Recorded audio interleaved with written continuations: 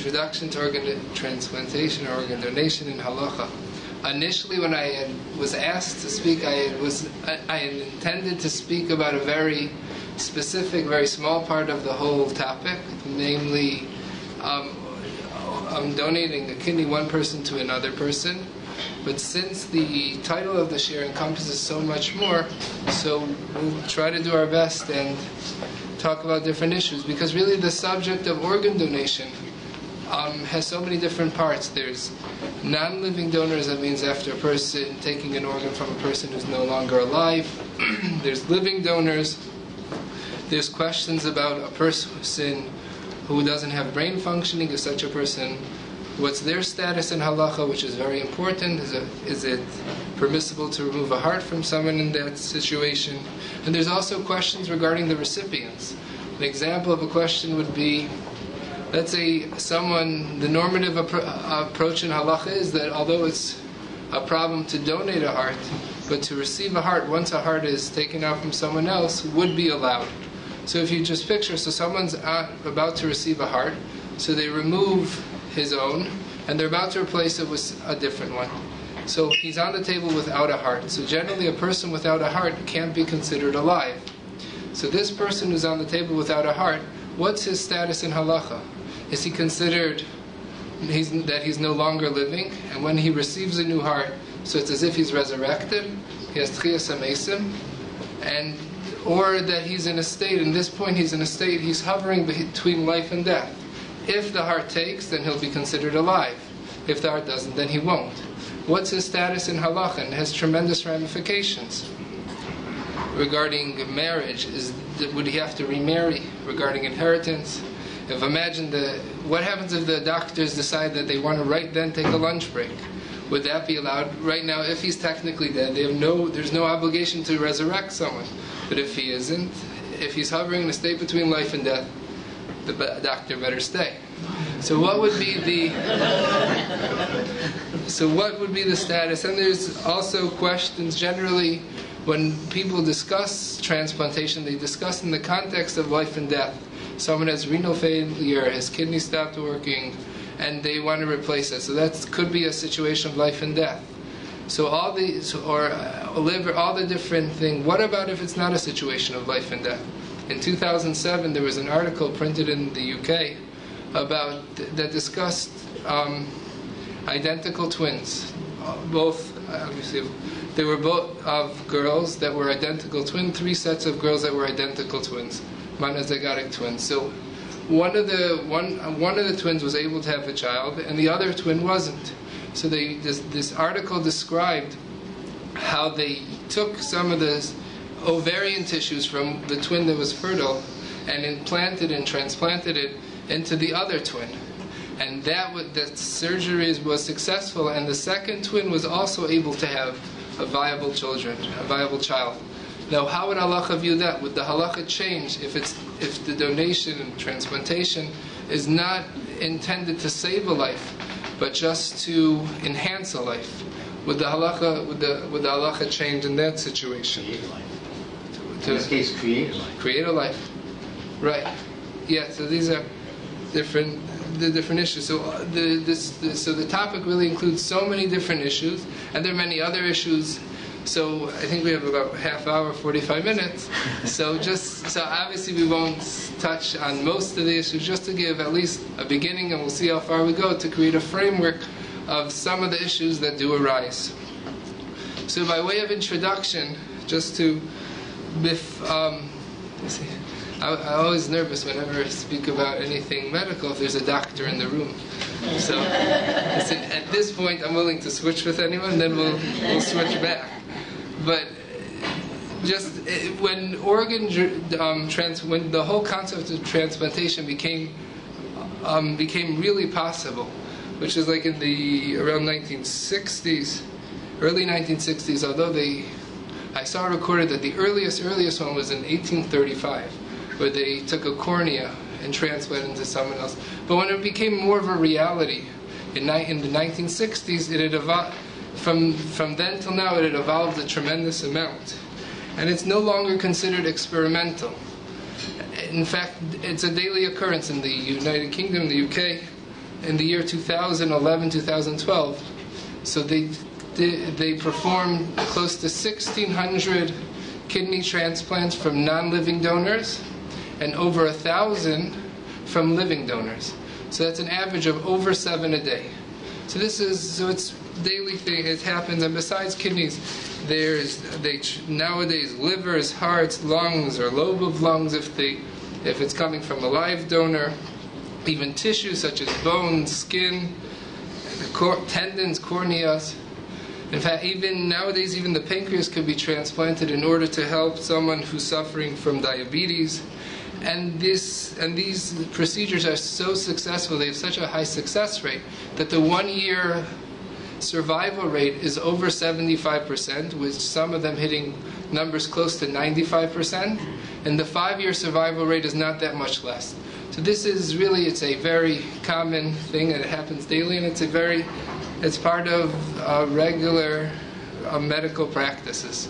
The question is, like with every scientific advancement, so how does such a thing, how does Halacha approach such a thing? How would such a thing be perceived in the eyes of Halacha? So let's just speak about some of the issues that arise, and we'll start with donors who are not living, non-living donors. That means after a person dies, so they have permission to take some of his organs and transplant to someone else in order to save their life. So how would Halacha view such a thing? So what are the potential issues, and is it permissible or not? So the first issue, that even before they begin to take an organ, there's a problem of what Halacha calls nivel hames, which is mutilating a body. There's a body here. First they perform an autopsy, see what was the cause of death. So at that point already there's an issue, because the Gemara tells us in Chulin and Baba Basra that it's asr, it's prohibited to mutilate a body. And there's two approaches to explain why this is problematic. The first approach is that man was created in the image of God, and by mutilating the body, it's, so to speak, an attack against, it's disgracing, defaming that image of God, and therefore it's prohibited. Meaning it has nothing to do with the person who's lying here inert, but it has to do with just it's by desecrating the body, it's profaning God's image, and therefore it's prohibited. And therefore it would seem, because it has nothing to do with the person, but it's between man and God, and we know that non-Jews were also created in the image of God, so therefore it would seem that even for a non-Jew, meaning to perform an autopsy on a non-Jew, that would also be problematic, because they as well, Adam we know was created in the image of God, all men come from Adam, and therefore it should be prohibited to perform an autopsy, which is the first step of transplantation, on a non-Jew as well. However, the poskim, Chassam Sofer and as late as Rav Kook and his Sefer Das Kohen, both speak out that after a non-Jew passes on, so then that image, when their soul leaves, so that image leaves. So it would be permissible for a non-Jew. So, listen, if you went to medical school, it's good. If you are planning, you're still okay. So that it would be fine. That's the first approach. The first approach of mutilating of a non-living body would be that it's profaning, it's desecrating the image of God. It's a affront to the image of God, affront to God, and therefore that would be problematic. The other approach is that has nothing to do with God. Every person has dignity, has their honor, even after a person dies, they still care for the body, and it's to mutilate the body is affront to a person's honor, and therefore it has nothing to do with God. It's just that when you mutilate a body, you're desecrating. It's an attack and affront on that person, and therefore that would be the second approach why it would be forbidden. So you see, so one approach is that it's an affront to God, and the second approach is it's an affront to the person. So if we take it one step further, it would seem, since it's a personal thing, the person has a right to give up that and say that, listen, I'm willing to donate my body, I'm not concerned. It's my own honor, and I'm willing to forgo my honor for the advancement of science, to save someone else's life, I'm willing to forgo that honor. And a person has the right to do that, because that's his own honor, and his own honor a person could play around with.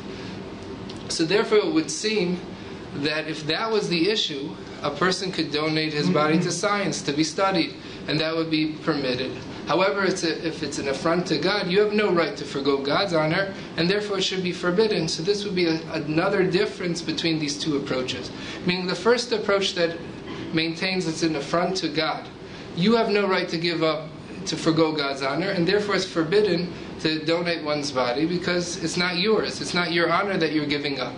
But if it's a personal thing, every person has a right to forgo their honor for a higher truth, a bigger, for something that they feel is a good cause, and that would be permitted. But that's the first issue, the mutilation of a body, and the two approaches are either it's an affront to God or it's an affront to the person. After they perform the autopsy, so now they will remove the organ and implant it in someone else. So now there's two other issues that arise. The first issue is that we learn out from Miriam, it's forbidden to get any enjoyment, any hana, to get from a person or from a non-living body. And obviously, taking a part of a body and implanting it into someone else is a problem of you're benefiting from the non-living body. That organ, whatever the organ is, let's say the heart, is keeping another person alive, and that person is benefiting from that heart. So that would be a problem of benefiting from a non-living person. So that would be a second issue, a second potential issue when it comes to donating or taking an organ from someone who's no longer alive. And one final issue, it's a bit gruesome, but the final issue is that there's an obligation that after a person dies, that they bury the entire person. And this obligation applies to a limb. That means a limb has a skin, bone, sinews, or blood vessels, but it's an entire limb like a finger. So if a finger gets removed through an accident or something, that finger would have to be buried. However, besides the obligation to bury a limb, there's also an obligation to bury anything that was removed, or that any part that's separated from the body after the body passes on. So after the person passes on. So therefore, let's say if someone dies by bleeding, so then any blood that leaves the body after his death, there would be an obligation to bury that. And that's why we have Zaka and all these organizations that go to sites where people get injured, is because there's this obligation, it's tremendous, and to bury every part of the person. And therefore, this would be a second issue. In fact, let's say if someone does, it's a bit gruesome, I was a bit hesitant, but I'll try it. Because anyone could leave after this. But there's, after, let's say, a person dies by bleeding, so now he has blood on the body. Generally, they do tyra, they wash off a body. But let's say a person dies by bleeding and his clothes are full of the blood, and they won't wash him off and they bury him in their clothes in order to ensure that every part of the body gets buried. This is the third potential issue. So these are the issues. The first issue is the mutilation of the body. The second issue is that one can't benefit from a non-living body. And the third issue is that there's an obligation, a very strict obligation, to bury every part of the body. So these are the three possible potential issues when approaching non-living organ donation. So really it's not such a big issue, because generally when they do any time they perform this transplantation, it's usually to save a person's life. And we know we have a rule when it comes to pikuach nefesh, saving a person's life. All the mitzvahs are one is allowed to transgress any prohibition as long as it's not the cardinal three, the big three. No, they can't kill. They can't commit any illicit relationships, and they can't serve idolatry. But any other isser, Torah says v'chai behem, every other isser is pushed aside. Any other prohibition can be transgressed in order to save a person's life. And this doesn't mean that the poskim just say that it doesn't mean that the person is certainly in danger. His life is certainly in danger. But even the vague possibility that a person is in danger, and even the vague possibility that this procedure will save his life, that's also okay. So that means even we're unsure, maybe a person's life is in danger. There's a slight chance. That's already enough to say we transgress all the surim. Doesn't mean if a person has a cold, then he could get pneumonia, and when he gets pneumonia, then there's a risk for life. It means that it's a real foreseeable potential danger to his life, even if it's not immediate, it's not so obvious. And also, that means even if we're not sure that this would save his life, but there's just a possibility that this will save his life, that's already permitted. However, there's one catch. There's a tshuva by the Noda B'Yehuda who says, there's a question in England. What happened was there was a regular operation that went wrong, and the person didn't make it from the operation. So now the doctors wanted to perform an autopsy and figure out what went wrong. Was it the person? Was it the operation? What happened over here? And so there was a big debate, halachic debate, whether performing this autopsy would be allowed or would be forbidden. The one side argued it's pekuach nefesh. The next person who needs this operation, we have to know what went wrong. And otherwise, the next person, this could happen to the next person, the next person, so it's saving someone's life. The other side argued that it's not pekuach nefesh, and this was the debate. So after they debated amongst themselves, they sent a question to the Noda B'Yehuda, who was the halachic authority at that time. And the Noda B'Yehuda says, I agree with you, it's a potentially pekuach nefesh, a matter of life and death. However, the only time we use that argument, that it's a matter of life and death, is only if we see a person here in front of us. We don't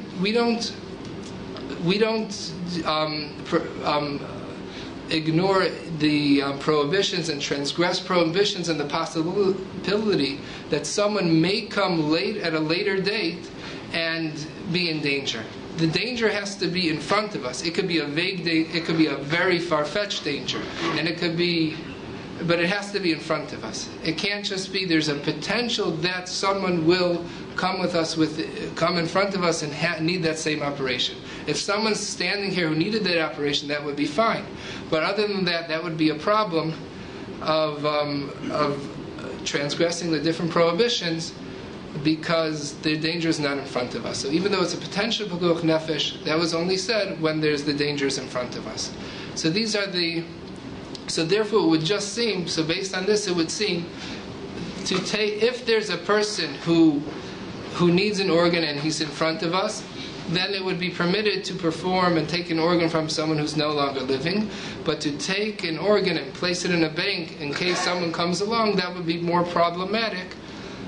And generally that is not allowed. Maybe a time of war is different, but that's the generally not allowed. There is a question, though, when it comes to cornea transplants. So cornea transplants happen when someone, let's say, is in an accident and his cornea gets scratched. So he can no longer see because his cornea, the filament, I guess, in front of his eye is scratched, so he can no longer see. So now there's a big debate, is that considered a situation of life and death? He could technically go on living. There are many people who can't see and they're living fine. Or do we say that no, that is a question of life and death? The Gemara says that 4 people are considered dead. One of them is a person who can't see. So is that considered a matter of life and death? This is a big discussion, and it seems like a lot of poskim say that if he's scratched, so he's going to walk down the street, he won't see a flight of stairs, he won't see a car coming, he won't see a tree, he'll get into trouble because he's not able to see. When a cornea is scratched, a person could see light, but they can't see objects. So he won't notice a flight of stairs is there, and therefore he'll fall down, and so therefore it could be considered a matter of life and death. Like we said, even a vague possibility, as long as it's a real possibility, that's a matter of life and death. So therefore the poskim say, if there's a person has both corneas scratched, so he can't see at all, it would be permitted to take a cornea from a cadaver. But they say that just the cornea should be removed and not the actual eye, whatever that's. But there is one question: what happens if? And this I'll let everyone discuss, but by themselves after. But what happens if one cornea is scratched? So he could see there's no problem that he'll fall down a flight of stairs. He won't be able to play baseball, but he won't be hit by a car. That he will be able to see. Does the halacha change? Is one cornea scratched enough of a... Is there an allowance in that situation? Could that be argued? It is a matter of life and death, or is there a heter in that situation? So that's a big discussion. So this is the different issues that arise when we discuss non-living transplantation. So there's the issues of 3 prohibitions: mutilation, benefiting, and finally the obligation to bury, and the question about corneas. Maybe a cornea is different, maybe a cornea is the same by one cornea. Now, one of the most crucial and serious, and really was a contentious issues, is the issue of how to determine when a person is no longer living. And this becomes a very serious question. Because before if a person's very seriously ill, so to take an organ from that person, so he will have to undergo surgery. Undergoing surgery is a tremendous trauma to the body. At that point, a person's at a state where he's very, very ill, usually the body won't be able to withstand such a trauma, and that would kill the person. So, but yet after a person dies, it's permitted to take organs. Like we said, it's permitted to take an organ to save someone's life.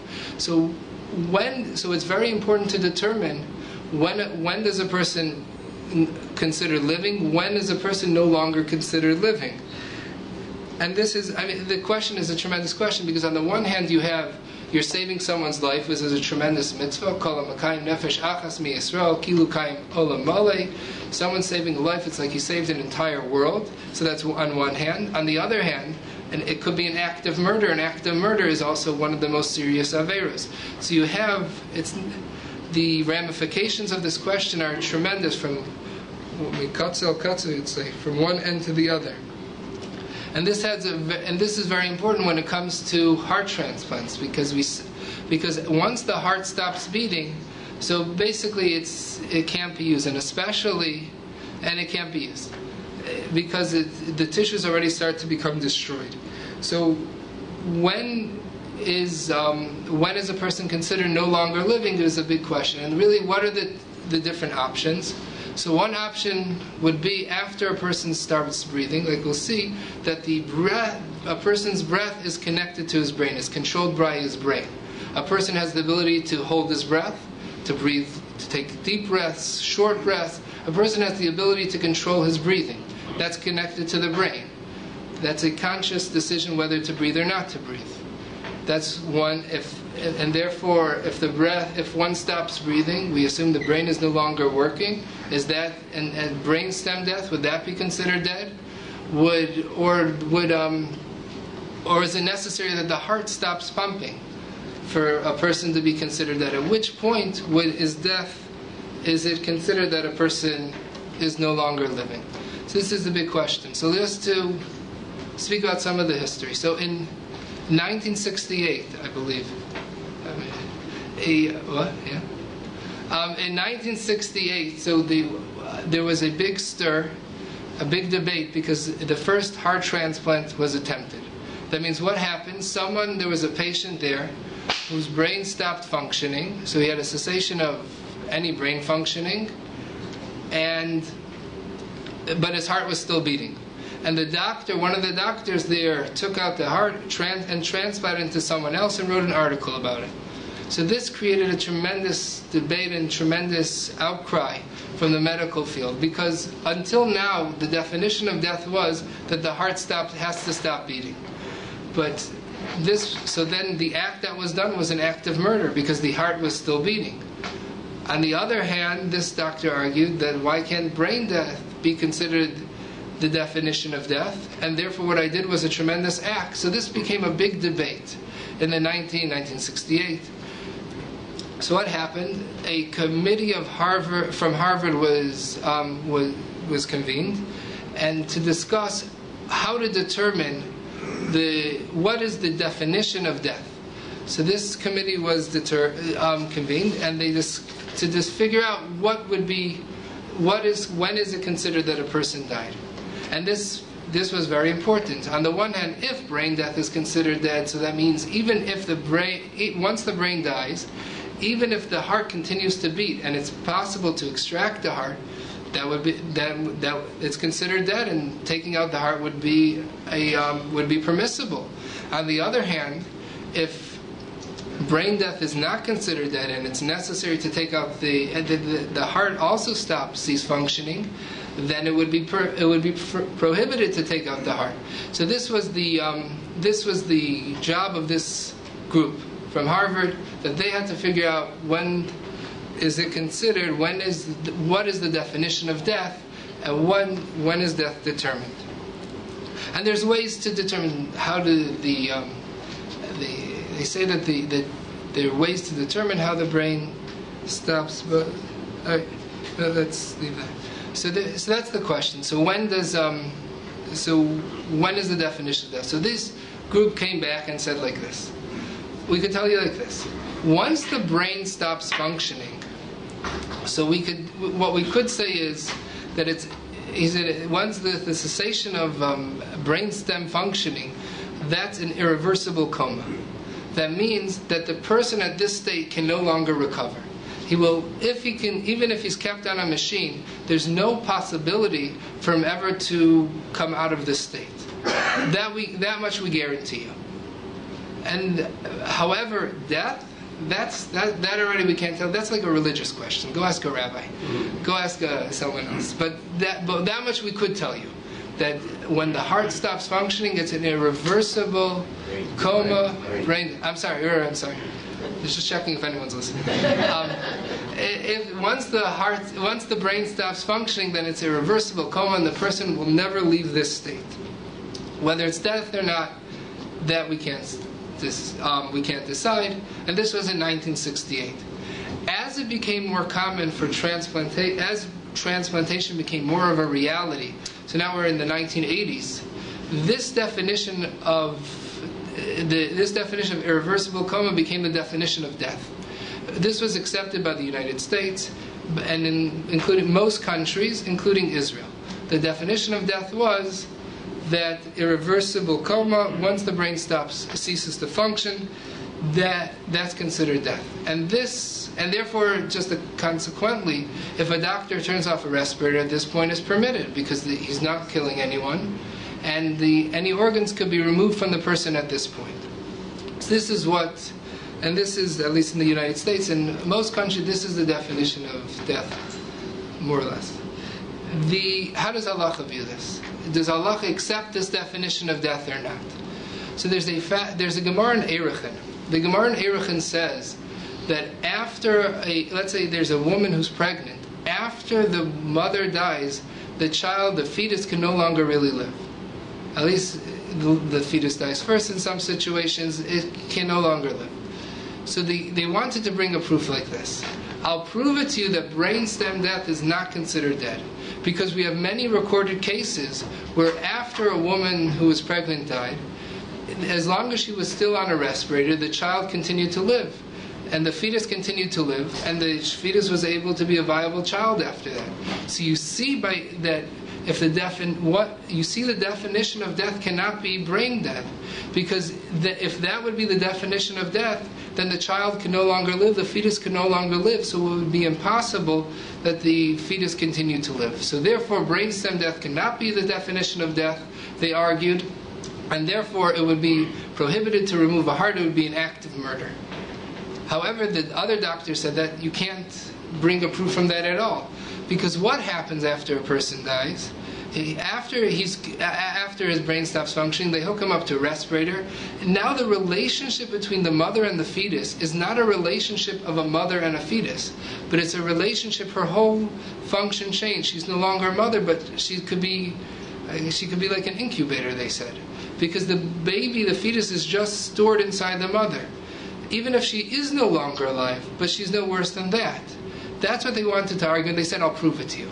And Shlomo Zalman brings us into tshuva. He says, how did they prove it? They took a sheep who was pregnant, and they cut off its head. So everyone agrees at that point the sheep's dead. Even if the heart, that's like one thing that everyone does agree on. Right. So they cut off its head, and they kept the sheep alive. So they kept the sheep alive, and 3.5 hours later, they took out from the sheep a baby that was still alive. So you see, everyone agrees that when a head is cut off, and the sheep was decapitated, that the sheep is no longer living. And yet, it's possible to remove a live baby from the sheep. It must be that that even if you say the definition of death is brain dead, but still, once they're on a machine, and even if they suffer death, as long as they're on a machine, their relationship is that they're no worse off than an incubator. And therefore, you can't prove to me from the fact that a child or a fetus remains alive after the mother dies that brainstem death is dead, because even if it is not death, because it could be death and still the child could remain alive because the mother is no worse off than an incubator. That was the argument, and therefore that proof was not recognized. In fact, they argued the other way. So let's try to work it through. There's a halacha, it seems like everyone agreed over here, and it's brought down by the Rambam, Shulchan Aruch, that after a person becomes decapitated, so a person's walking along and he gets decapitated, everyone agrees that he's considered dead, even if he's moving and his heart is still beating.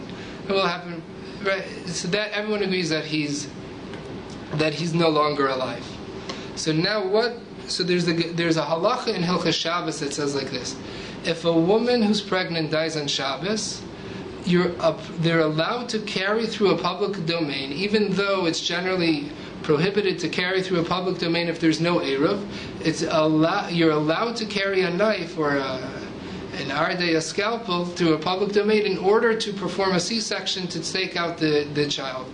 Because for Shabbos, Shabbos, even for a fetus, a matter of life and death, that will desecrate Shabbos to save even a fetus. So if a woman dies who's pregnant on Shabbos, it would be permissible to carry surgical equipment through a public domain in order to save the fetus who's inside the mother. However, the Ramah says that nowadays we don't do that because it's impossible. We don't know if the person really died, or she just fell into a very deep coma. It means a woman's walking down the street and then she falls. We assume it seems like she's no longer alive. The breathing, we don't see any breathing. But says the Ramah, we can't determine for sure. Maybe it's very, very deep, and the signs and her breath is very, very shallow, so we can't determine it. That's how the Mishnah Berurah explains. So what would be? So they argue like this: what would be if the woman is walking along and she becomes decapitated? So now everyone would agree that she's dead. Would it be permissible then to take a knife? And of course, everyone would agree it would be permissible. So they want to argue like this: you agree that decapitation is considered death, even if the heart is continuing to beat. So brainstem death, when there's no brain function, it's no different than the head being cut off, because it's physiological decapitation. But either way, there's no connection between the head and the rest of the body.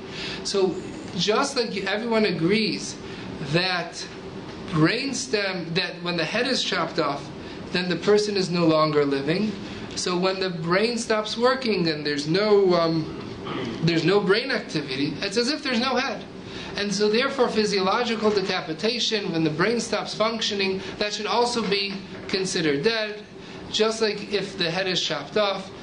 And therefore they want to say that the definition of death should be determined by brainstem death, by the cessation of brain functioning, just like the committee from Harvard came out, and that should be the definition of death. So that's what they wanted to argue. However, the other opinion, which is the majority opinion, say that you can't compare a decapitation to the cessation of brainstem functioning.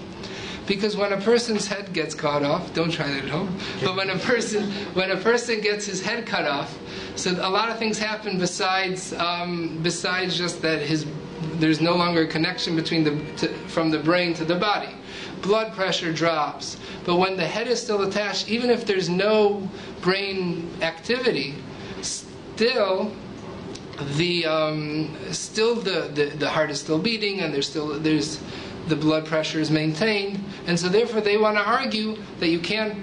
This is not a proof for you can't compare decapitation to the cessation of brain stem functioning, and therefore they maintain that the criteria for death is both the cessation of heart and brain functioning, and this is the majority opinion. So it that would mean it would be prohibited to take a heart from a person who's brain dead, or because he's no longer considered dead.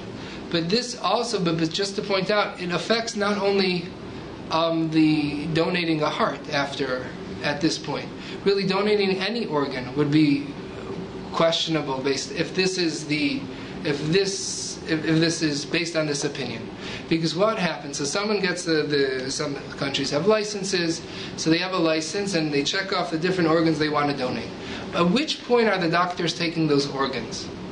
Are they waiting for the halachic definition of death, which comes at a later stage after the heart ceases to function? Or are they taking it already at the time once the brain stops functioning? So they're going to take it what the medical and the civil law definition of death would be, and that would be after the brain stops functioning. So at that point, even to donate a kidney or a liver or a bone, skin, cornea, which would all be permitted if it was taken and usable after the halachic definition of death, but since the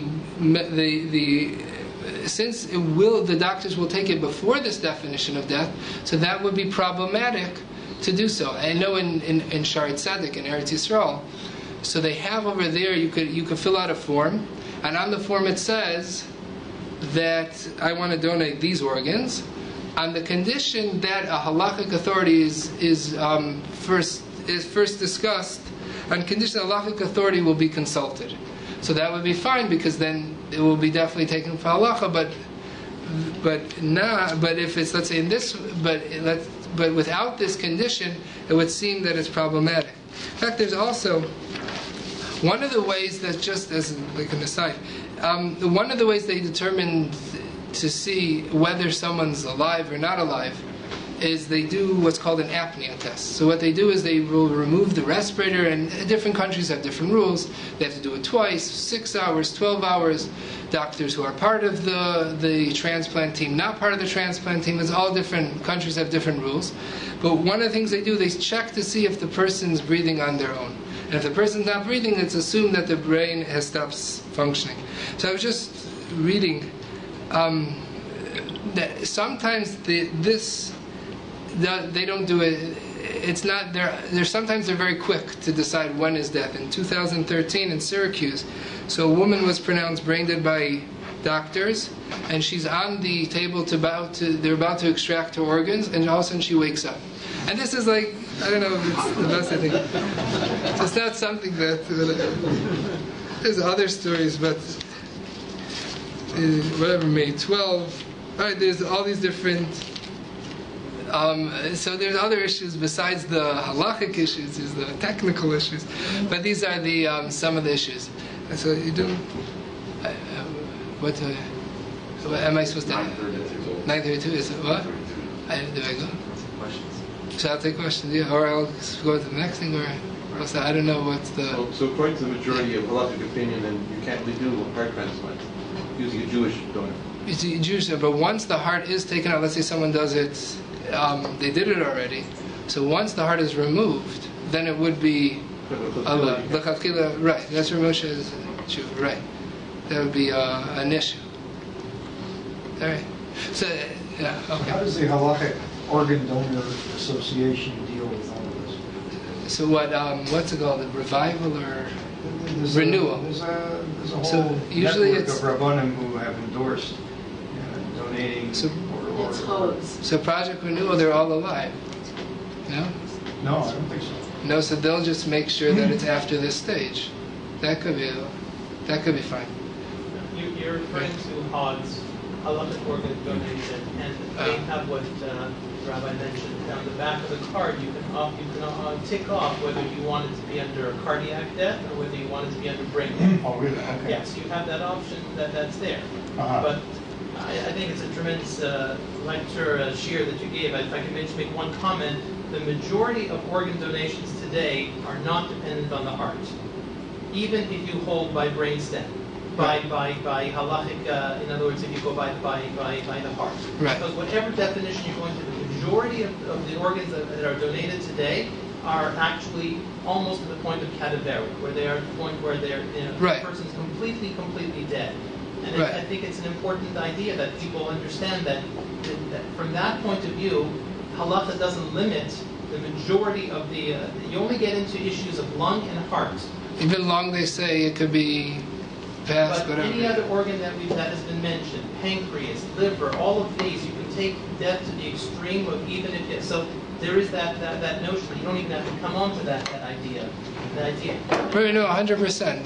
Bone, for sure. marrow, blood. Correct. So then all of that falls into that category of the transplantation. That the majority, it only leaves out really heart and lung.